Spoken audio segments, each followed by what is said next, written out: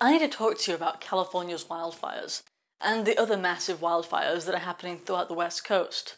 You see, they're being made significantly worse than they have to be. In fact, in some cases, they're actually being caused by these policies, bad environmental policies. President Trump recently created a firestorm when he tweeted about how bad these policies are and how they're making the wildfires worse. But the news decided, the leftist news decided to say, no, he was wrong because it's Trump and everything he does and says is wrong. That's their position now. They even said that experts were baffled by what he meant. The experts weren't baffled. The experts have been saying this for at least 10 years, that we're making these wildfires worse with inept policies. The problem is really twofold. One is with water, or specifically with dams. In rather arid places like California, we need dams to prevent the place from becoming barren, to prevent, massive dead areas of vegetation, with trees and bushes and so on, that cause these fires to spread really rapidly across vast areas. This isn't something that really historically was even that controversial, but now it is. Because in California they won't build the dams. Environmentalists are opposed to it. Why? Because of beavers. It's just insane. You see, even the people of California voted in favor of spending a lot of money to build more dams. Because they recognize that they're necessary, and because they put their own lives and families and homes above that of what the beavers want. but when you have these far left politicians, not so much. But this bill, this passed by a big margin. So there should be dams being built, but they're not, because of a massive bureaucracy in California. So that whenever a company comes forward and says, "Hey, we want to build this dam," it's shut down over and over again. They just can't please these bureaucrats because, well, I guess they don't want to be pleased. But, and on the national level, they'll just rather scream about climate change and how that's responsible for the fires. Or how it's the fact that Trump was mean and he pulled out of the Paris climate agreements. Because the Paris climate agreements, they were about reducing CO2, right? And that's what they used to put out some fires. If we had more carbon dioxide, we'd actually have less fires. But, what's the point in logic with these people? The other point kind of covers more than just California. It's actually a federal bureaucracy problem. You see, about 48% of California is federal land, believe it or not. And we're no longer managing our national forests and national land properly.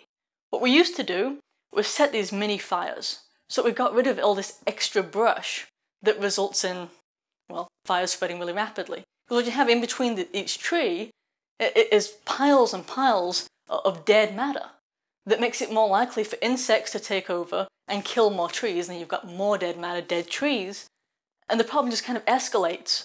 It snowballs, I guess you could say.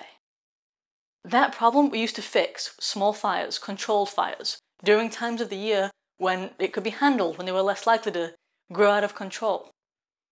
And then, in about 1990, that was kind of abandoned, the whole thing. We also used to just clear out the brush, get rid of it, in some cases sell it. But no, we can't do that anymore. In 1990, the Fish and Wildlife Service listed the northern spotted owl as endangered, and in so doing said, we can't clear out these trees anymore, because they like the way the forests are. Now, most animals actually benefit from clearing out the forest, because the forest is actually literally healthier. And if you don't clear out the forest, the fire clears it out for you, and it just, kills everything. So it's really ridiculous on multiple levels. But then, in 2001, it became much worse. At the very end of President Bill Clinton's term, he signed in a rule, it wasn't even a law, but a rule preventing the Forestry Service from using these vast road networks to clear out dead trees, or even thin the forest, either of those things. They can't use the roads. So they were completely crippled in doing what they should do for fire prevention. So now all the money is spent on fire suppression, literally putting out fires instead of preventing them in the first place. And we're not talking about a small area. We're talking about 49 million acres. That's too big for anyone to really even think about. But they can't use the roads through that to clear the dead matter. That's bureaucracy at a massive scale. Laws such as the National Environmental Policy Act, the Endangered Species Act, these all kind of have come together over time in the last 30 years or so to result in a situation where we can't set fires, we can't clear the wood without a massive planning ritual. And even if they come together and say, okay, we agree we're going to do this massive fire burning exercise, and here's our 400-page plan on how we're going to do it and what we're going to do if it gets out of control, even if they do all of that, they'll be tied up in court for years with different environmental lobbying groups trying to save the animals or whatever excuse they come up with. Because that's what it is, one excuse after another. Prioritizing things other than human life, as that's really the pattern. Timber harvesting, getting rid of some of that, has declined 80% since 1990, when this really kind of took hold. And you can see these wildfires are getting worse. And recently there was the so-called car fire in California, and it wasn't being talked about on the news.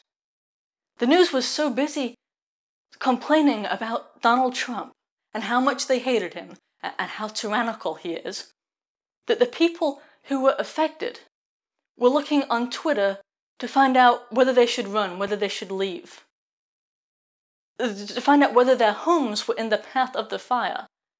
And that's just outrageous, but that's where we are. Now, the same people on the left who blame global warming are the ones who oppose any efforts to mitigate these fires by moving the brush or building the dams. And you see this a lot, that the so-called liberals, they're not classical liberals, but they still call themselves liberals, blame other people for what they themselves are guilty of. Like in this case of the fires, they blame conservatives because conservatives are mean and they don't care about climate change when they are preventing the fires from being stopped with reasonable policies. It's like the fake news thing. It's one case of fake news after another from the mainstream media. But they say fake news, and they mean independent media. You see what I'm saying here? And then you look at the whole Russia thing, right? When it was between Hillary Clinton giving the uranium away and Barack Obama telling a Russian official that he'd have more leeway after the election, he could do what he wanted then.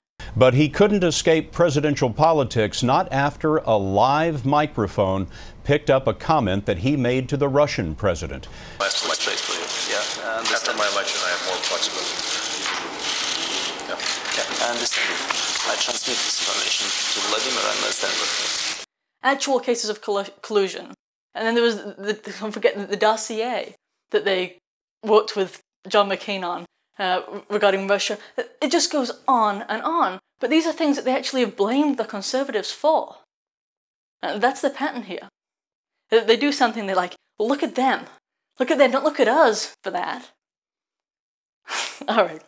Anyway, if you enjoyed this show, please like it and subscribe. Hit the bell if you do subscribe on YouTube. And either way, there are more reliable ways to subscribe and get notified of new videos. I've provided a link in the description below where you can subscribe in different methods. There's also another link that'll provide you with different ways to support me if you want to help support what I'm trying to do here with videos at least once a week. Alright, thank you.